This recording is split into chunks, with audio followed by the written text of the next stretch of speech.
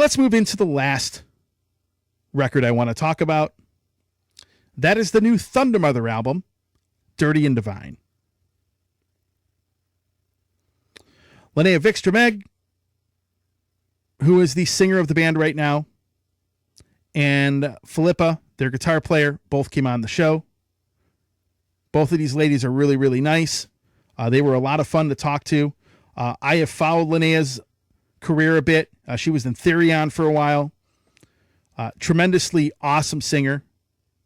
And Filippa is a great songwriter, in my opinion, especially over the last probably 3 records Thundermother has done. So this album, Dirty and Divine, came out earlier in February. And I think it's an outstanding record. It has a really big 70s vibe to it. Probably, as far as the songwriting style. But the thing about Thundermother that really makes them a great band, and the thing about Filippa that I do have a lot of respect for, is the fact that, the band has had some lineup changes, but they have still managed to put out great albums despite the lineup changes. Now, the lineup before this, I actually met Thundermother back, I like to say it was in 2022, 23. I don't remember what year it was now. I mean, it was a while ago. And they came to Cleveland. They were touring with the Scorpions. They had a day off and played a small show in Cleveland called the Beachland Ballroom. And I went and met him. I went and interviewed him. That's an all-female band from Sweden. So I went and met him, talked to them. They were really, really cool, really, really nice. After the tour, 3 of the members were gone. Filippa was the only one left. She's the lone original member, basically. And they started writing. She recruited new people, started writing an album. But I always have respect for people that can bring the right people in and find the right musicians to really make an album great, especially if you're going through them. Like Jeff Waters from Annihilator does that. Ian Lukazin with all the different singers that he has with Arion. I can go on and on with people that are good at doing that. But that's one thing I do respect about her. The album itself, and one of the things about her songwriting, the songwriting on this album specifically, any one of these songs could be a single. So in other words, when I go and I rant about people at record labels and then I talk about them and how they pick terrible singles off the album, you could pretty much pull any single off of this album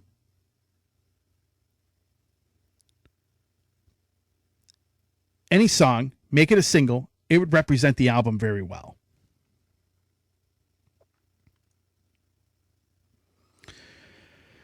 There are a few songs that are favorites of mine. The first song that I absolutely loved when I listened to this album, and actually, just like I talked about the Night Flight Orchestra album earlier, the second half of this record, this album gets better as you listen to it. The second half of the album, I like better than the first half. Not saying the first half is bad, but the second half of the record is great because I found myself repeating a lot of the songs on the second half of the album. So when you get halfway through the album, track 6, it's called I Left My License in the Future. I love the lyrics and I love the song. And this is what these ladies had to say about it when I brought this song up. This is from our interview. Check it out. One of the songs I thought was interesting is I Left My License in the Future. Yeah. So I want to talk about that for a minute. I'll talk about that track because it's an interesting title. It has some interesting lyrics. Maybe go into depth of what that song is actually about. Yeah, okay. That's also interesting because, as we said, English isn't the first language. And I was thinking of the implications of that when I wrote it. Maybe this is just, sounds good to me and it's going to sound really Swinglish and weird in English. But you know what? Let's just go for it. So what it is was me and my mother. We were driving through a thunderstorm. And mind you, I was not driving because I cannot drive.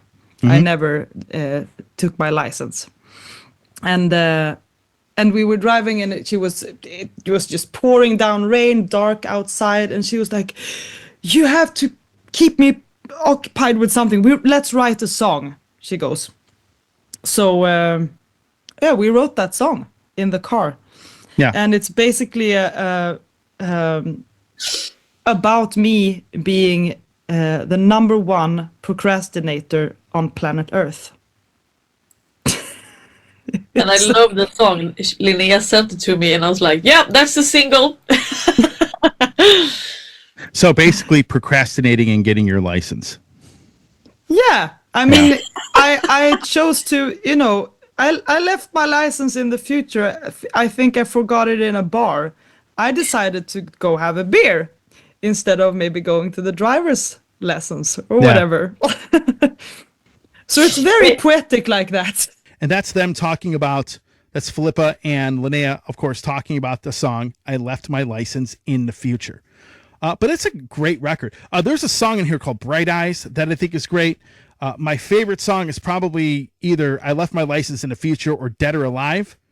And then you have American Adrenaline to end the album off, which is also one of my favorite tracks on the album. But the point is that I think this band has gotten to the point where pretty much every song they put out, you could release it as a single and it would do well. It would represent the album.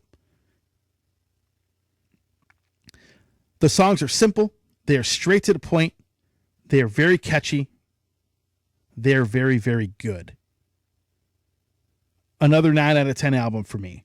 It's actually, believe it or not, it's been a great start to the year. I mean, I've had a lot of really great records. I've been very lucky of a lot of these albums because it's going to make it that much more difficult towards the end of the year to pick my album of the year. It was already difficult last year. This year is probably going to be even worse. There's a lot of great records coming out. So I love Dirty and Divine. It definitely has a 70s vibe to the music. The way the songs are written. 70s meets the modern day, as you might want to say. Just the melodies and everything like that. But I think it's a phenomenal album. I think Linnea sounds fantastic. And don't get me wrong, I like the lineup before as well. But there's something about this record. You can feel the chemistry between these ladies, and the chemistry is very good. So definitely a 9 out of 10 for me as far as Dirty and Divine by Thundermother goes. So that's all I have for the Metal Command podcast today. Thanks for watching and listening. And as I always say, if you want to support the show, hit the subscribe button. Hit that little bell to be notified anytime I do post a video. And if you follow this show on any other form of social media, by all means, give us a like and a follow there. Thanks for watching. Stay metal.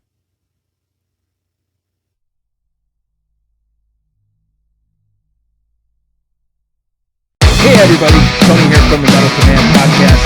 Again, I appreciate your support. Since 1998, I have hosted this show in one form or another, starting off in radio and now in the podcast format. Again, thanks for watching, and if you like what you see and hear on the show, by all means, please hit the subscribe button, hit the little bell to be notified when you have a new video, and if you see this program on any other form of social media, please give me a follow there. Again, I always appreciate your support.